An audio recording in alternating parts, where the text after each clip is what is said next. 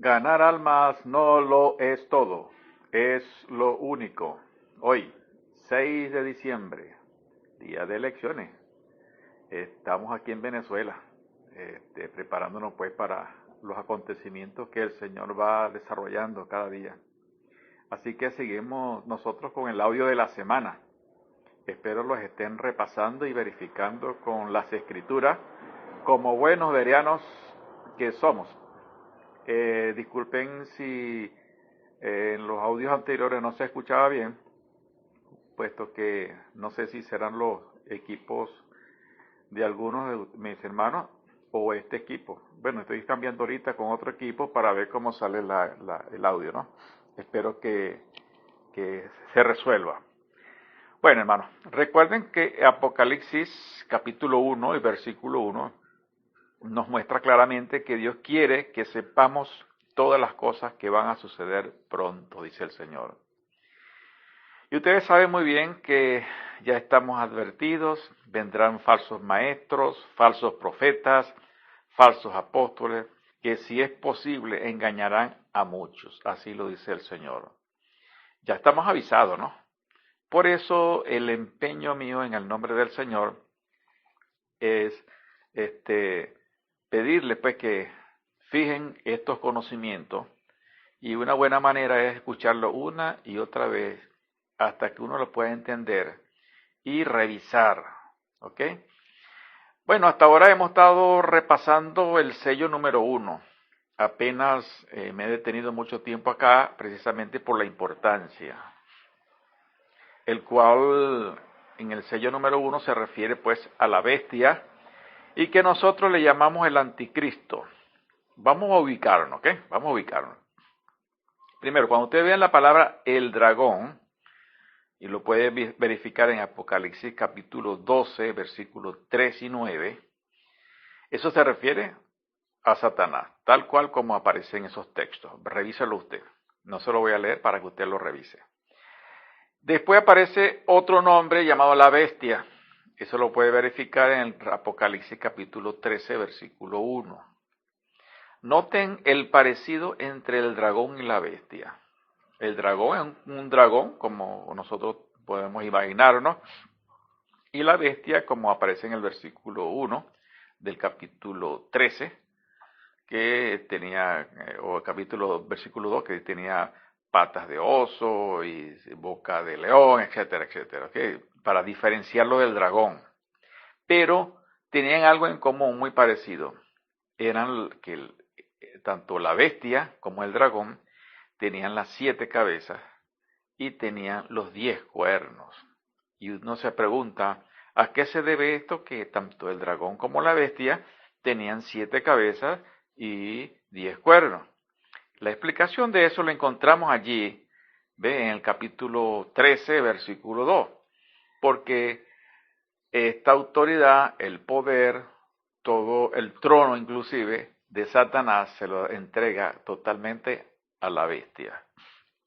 Entonces, para que usted se identifique, como estos son elementos simbólicos, dragón, Satanás, ¿okay?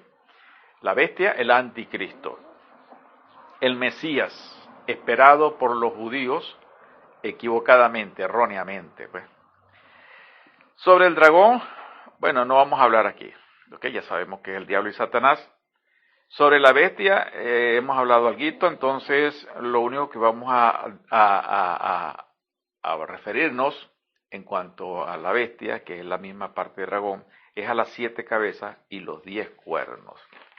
Entonces tenemos 7 cabezas y 10 cuernos, que es lo relacionado correspondiente pues a la bestia. Dice que las 7 cabezas, ok, 7 cabezas corresponde a reyes de imperios pasados. Por ejemplo, anote allí, número 1, salomónico o de Israel, el primer imperio que tenía dominio sobre todo territorio. Pues por eso se refiere a eso, ¿no? El salomónico. El número 2, el asirio. 2, asirio. 3, el babilónico. 4, medo-persa. 5, griego. para el momento de Juan recibir esta revelación, ya habían caído esos 5. ¿Cuáles eran los 5? Salomónico 1, asirio 2, babilónico 3, medo-persa 4, y el griego 5. Entonces dice el texto en Apocalipsis capítulo 17, versículo 10, ¿verdad? Que ya habían caído 5. Eran esos que acabo de mencionarle. Y dice, uno es. ¿A qué se refiere uno es? Precisamente el que está reinando en ese momento cuando Juan está recibiendo estas revelaciones. Eso es del Imperio Romano. Y estaba gobernando Vespasiano, que tuvo un hijo llamado Tito, que era general, que fue el que destruyó a Jerusalén. Vemos entonces que son 7 cabezas, como dijimos, y con Vespasiano son 6. La pregunta es, ¿dónde está el 7º rey? Porque si son 7 cabezas, son 7 reyes. En Apocalipsis, el capítulo 17, la parte B, encontramos esa respuesta. Y dése cuenta, presta atención, dice que el séptimo va a durar brevemente, va a durar poco, un breve tiempo. La gran pregunta que nos hacemos es, ¿cuál es ese breve tiempo? Si usted analiza y lo lee allí, por favor, con detenimiento, en el Apocalipsis capítulo 17, versículo 12, dice que ese breve tiempo se refiere a 1 hora. 1 hora. Por eso se refiere a breve tiempo. Si se dan cuenta, entonces, ese 7º rey tiene que ver, se resumen en los 7 cuernos. Va a haber en los 10 cuernos, que son 10 reyes. De entre esos 10 reyes, va a haber alguien que va a tomar la decisión de nombrar e influir sobre los otros restantes, los 9 restantes, para que se tome la decisión en base al anticristo.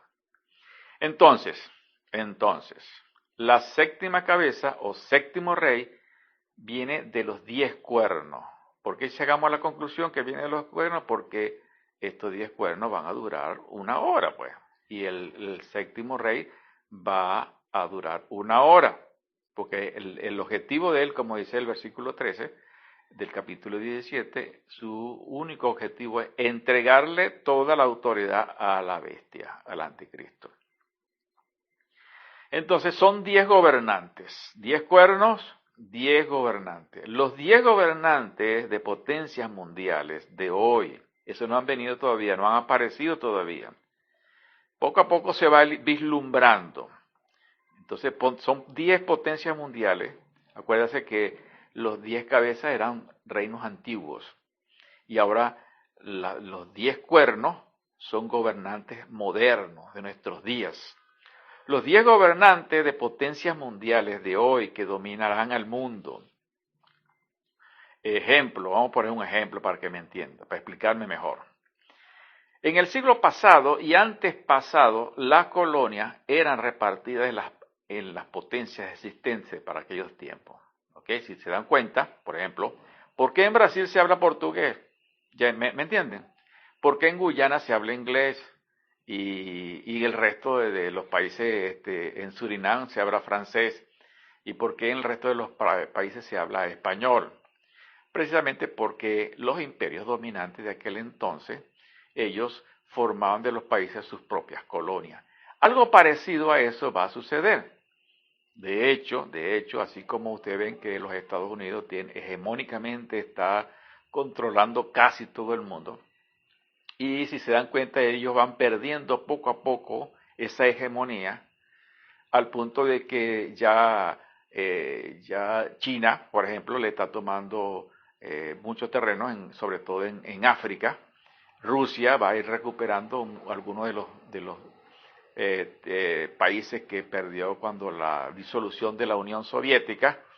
Si se dan cuenta, cada uno de ellos formarían, vamos a decirlo así, autoridades, dominios sobre algunas naciones, para ir conformando, por supuesto, esos 10 gobernantes que van a entregarle la autoridad a la bestia o al anticristo. Por eso, hermanos, dense cuenta, que vuelvo y le repito, pues que la hegemonía norteamericana se está disolviendo, la China está tomando control de muchos países, la Unión Europea se está disolviendo poco a poco, ¿ven? Para que algunas potencias recuperen colonias abandonadas.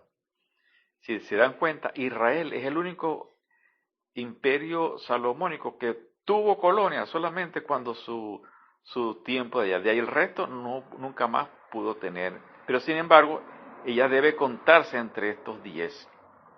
En síntesis, se vislumbran como cuernos, a mi parecer. Voy a especular un poquito. No es así, ¿ok? Pero hasta ahora lo que se van perfilando como cuernos es Estados Unidos, Rusia, China y por supuesto Israel. Por lo menos tenemos 4, seguro tenemos 4. Y los otros 6 pues vendrán en la medida que ustedes ven que ya Inglaterra vino y se separó de la Unión Europea. Ya hay otros países de Europa que se van a ir separando y ellos van a ir por sus colonias. Entonces, fíjense, esos 10 naciones van a llamar a un judío y tiene que ser del linaje de David. Porque en esos tiempos van a haber tantas convulsiones, como dice la palabra de Dios, habrán guerras y rumores de guerras, no habrá paz ni tranquilidad. Entonces, estas 10 naciones van a llamar a ese Mesías, porque recuerden que el problema de las guerras y rumores de guerra va a ser provocada precisamente por el pueblo de Israel. ¿Ve? Bien de adentro como de fuera. Eso es como ustedes lo ven hoy día. Se tienen tirria entre los árabes y los israelitas y muchos países. Entonces, esa paz nunca se ha dado todavía y se va a dar precisamente cuando esté en ese tiempo, ¿no? Entonces van a llamar, porque los israelitas no van a aceptar bajo ningún concepto un Mesías que no sea del linaje de David, para comenzar. Y por supuesto que no sea judío. Por eso es que mi tesis es que el anticristo es un judío, y no es de ninguna otra nación, de ningún otro país, sino tiene que ser judío. Y por supuesto, él es el que va a resolver el problema de estas dificultades que van a haber, y entonces él va a traer la paz mundial, ¿ve? Al tomar el poder, lo primero que él va a hacer es un pacto con el pueblo de Israel y las demás naciones que le adversan, y entonces principalmente los países árabes, y entonces va a haber paz como nunca antes había sucedido. Pero recuerden que a la mitad de la semana, él rompe ese pacto, ¿ve? Y él se cree Dios y se hace pasar por Dios, y bueno, es cuando comienza la gran tribulación. Bueno, yo le voy a dejar esto hasta acá, porque es suficiente lo que hemos hablado sobre el primer sello. Ya la próxima semana estaremos hablando sobre el segundo sello. Pero no quiero terminar sin antes hacer un llamado, por lo menos a los hermanos y hermanas que me están escuchando. Por favor, estudien esta enseñanza. Fíjenla para que no se les vaya a olvidar. Recuerden que estamos siendo asediados por falsos cristos, falsos ungidos, falsas enseñanzas. Y recuerde lo que dice la Escritura. Y si fuese posible, hasta aún los escogidos podrían ser engañados. ¿Pero por qué tú eres engañado o tú eres engañada? Por una simple razón. No estudiamos. Eso es todo. No estudiamos. Eso es todo. Y tú, mi querido amigo y amiga que me estás escuchando, que todavía no has tomado una decisión por Jesucristo, de una manera decidida, total, con una entrega total. Mira, así como la muerte es segura, todo esto que te estoy diciendo es tal cual eso va a acontecer. No porque lo diga yo, sino porque lo dice la Biblia. Y yo te animo que tú estudies también la Escritura para que te des cuenta. Ahora, ¿qué pide Dios de ti? Dice la Escritura que Él ordena a todo hombre en todo lugar que se arrepientan, ¿verdad? ¿Y de qué se van a arrepentir? Tú preguntarás. Bueno, el arrepentimiento quiere decir cambio de actitud. Si tú tenías una actitud antes hacia Jesucristo, de una manera cristiana, que supuestamente light, ¿ok? Ahora, tiene que ser una entrega total. Es reconocer que eres pecador, que eres pecadora, que le ofendes a él diariamente y que lo peor que puede el hombre cometer pecado es la indiferencia hacia él y poner la confianza en ídolos, poner la confianza en uno mismo y no en el Señor Jesucristo. Por eso es que Él nos manda que nos arrepintamos. Así, ¿para qué? Para que logremos el perdón de nuestros pecados y al lograr el perdón de nuestros pecados, así obtenemos la salvación. Bueno, mis queridos amigos, mis queridos hermanos, Dios los bendiga ricamente. Será hasta la próxima. Dios les guarde.